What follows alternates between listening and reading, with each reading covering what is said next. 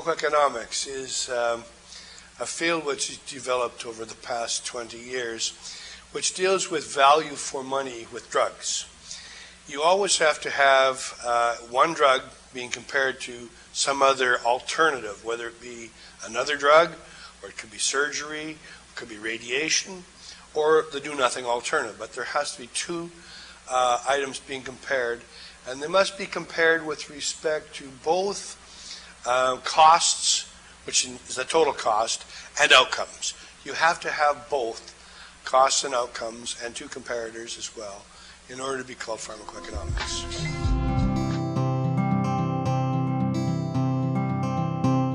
The major indicator, of course, is the cost of the treatment. And that includes not only the drug that you're using, but also the care that goes into the treatment as well. There's medical care, there's hospital care, care by different professionals such as pharmacists and nurses and physiotherapists and all the other people. You have to account for the total cost of the regimen. So cost is one thing, and outcome is the other indicator.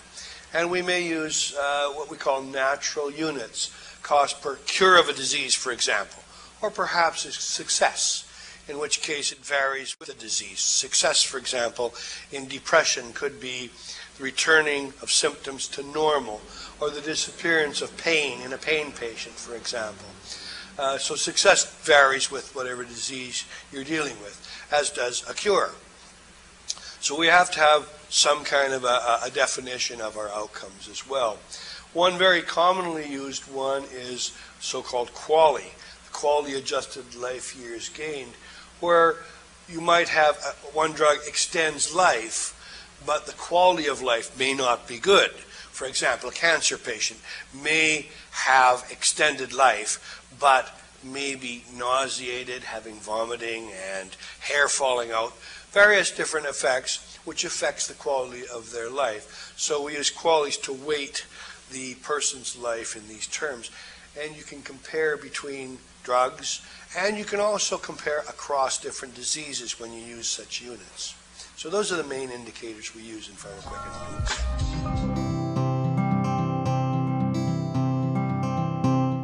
Theta is an organization which was developed a couple of years ago by my colleague Murray Cron, and I'm a member of Theta. And Theta does evaluations for government agencies. Now in Ontario there are various different branches of the government. For example, the Cancer Society, they have their own evaluation of drugs, and we have done things in that area. I have evaluated drugs for the Cancer Society, and we do pharmacoeconomic analyses and budget impact analyses to determine whether the adoption of new drugs, how much it will cost the budget overall for the taxpayer. There are various other types of analyses done as well. Theta doesn't do just drugs. It does programs, and it also does any other interventions you might have.